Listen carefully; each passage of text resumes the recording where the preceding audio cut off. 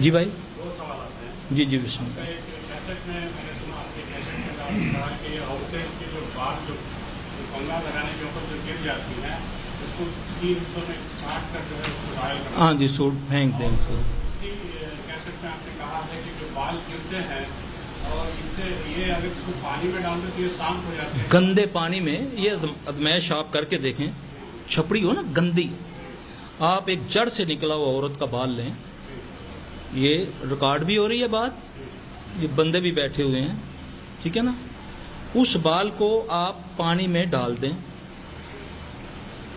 اسی وقت یا 1-2 دن نشانی لگا دیں اس جگہ آپ نے ڈالا، آپ جائیں گے تو وہ بال ہی ہوگا مگر سانپ بنا ہوگا اسی سائز کا، وہ ایسے ایسے کر کے چلے گا، ایسے ایسے کر کے پانی کے اوپر ایسے ایسے کر کے چلے گا، کافی تک چلے گا. آپ دھاگے سے اس کو اٹھائیں، اس سے تنکے سے اٹھائیں تو وہ پھر بال بن جائے گا، پھر جب اس کو رکھیں گے پھر وہ چلے گا.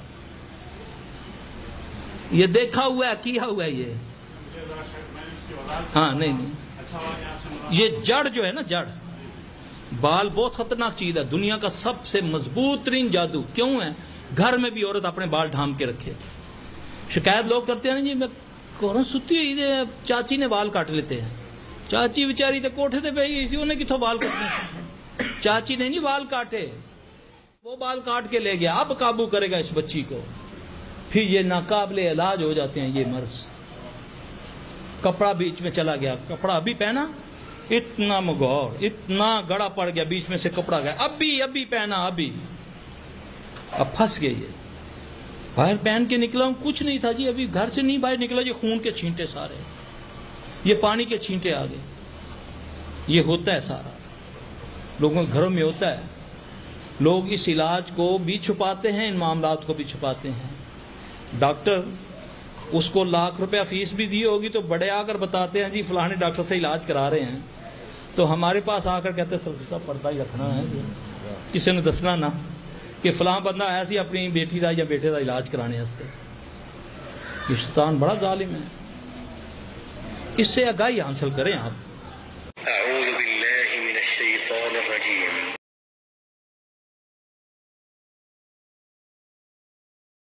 اعوذ باللہ من الشیطان الرجیم.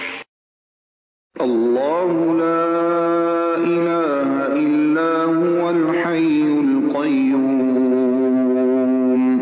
لا تأخذه سنة ولا نوم له ما في السماوات وما في الأرض من ذا الذي يشفع عنده إلا بإذنه يعلم ما بين أيديهم وما خلفهم ولا يحيطون بشيء من علمه إلا بما شاء وسع كرسيه السماوات والأرض ولا يؤوده حفظهما وهو العلي العظيم. آمن الرسول بما أنزل إليه من ربه والمؤمنون كل آمن بالله وملائكته وكتبه ورسله لا نفرق بين أحد من رسله وقالوا سمعنا وأطعنا غفرانك ربنا وإليك المصير.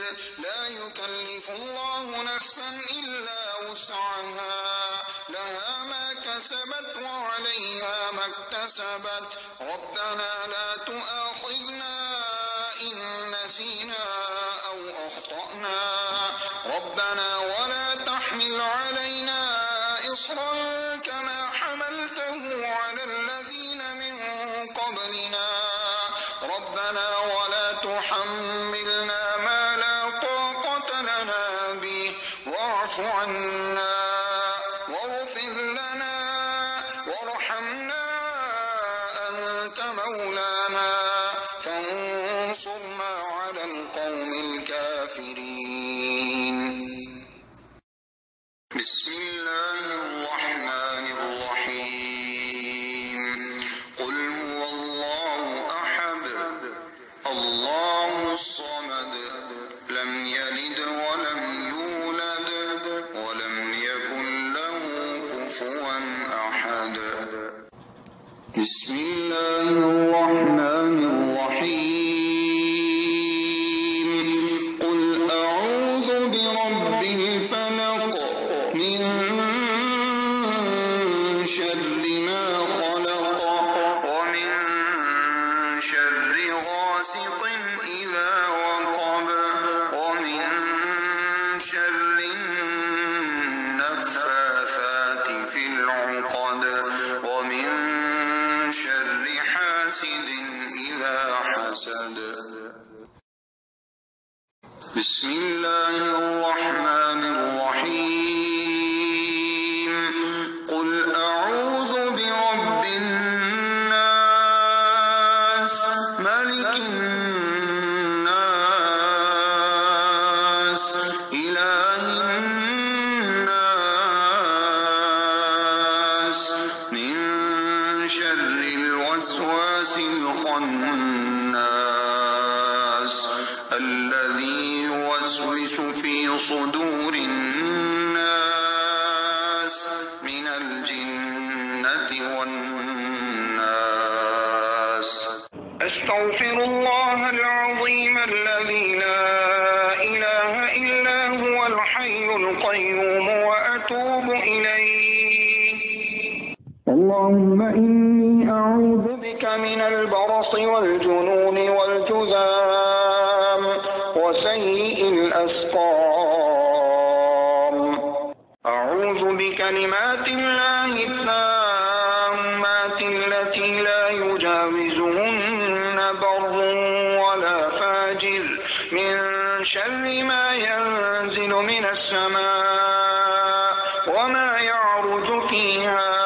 ومن شر فتن الليل والنهار ومن كل طارق إلا طارقا يطرق بخير يا رحمن أعوذ بكلمات الله التامات التي لا يجاوزهن بر ولا فاجر من شر ما ينزل من السماء وما يعرج فيها ومن شر فتن الليل والنهار ومن كل طارق إلا طارقا يطرق بخير يا رحمن رب أعوذ بك من همزات الشياطين وأعوذ بك رب أن يحضرون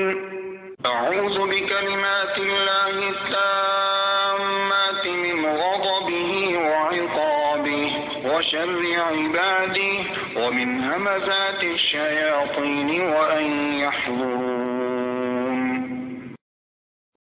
بسم الله الذي لا يضر مع اسمه شيء في الأرض ولا في السماء وهو السميع العليم أعوذ بكلمات الله التامات من شر ما خلق اللهم صل على محمد وعلى آل محمد كما صليت على إبراهيم وعلى آل إبراهيم إنك حميد مجيد اللهم بارك على محمد وعلى آل محمد كما باركت على إبراهيم وعلى آل إبراهيم إنك حميد مجيد وألق ما في يمينك تلقف ما صنعوا إنما صنعوا كيد ساحر إنما صنعوا كيد ساحر ولا يفلح الساحر حيث أتى بسم الله أرقيك من كل شيء يؤذيك من شر كل نفس أو عين حاسد. الله يشفيك. بسم الله أرقيك. بسم الله أرقيك من كل شيء يؤذيك، من شر كل نفس أو عين حاسد. الله يشفيك. بسم الله أرقيك.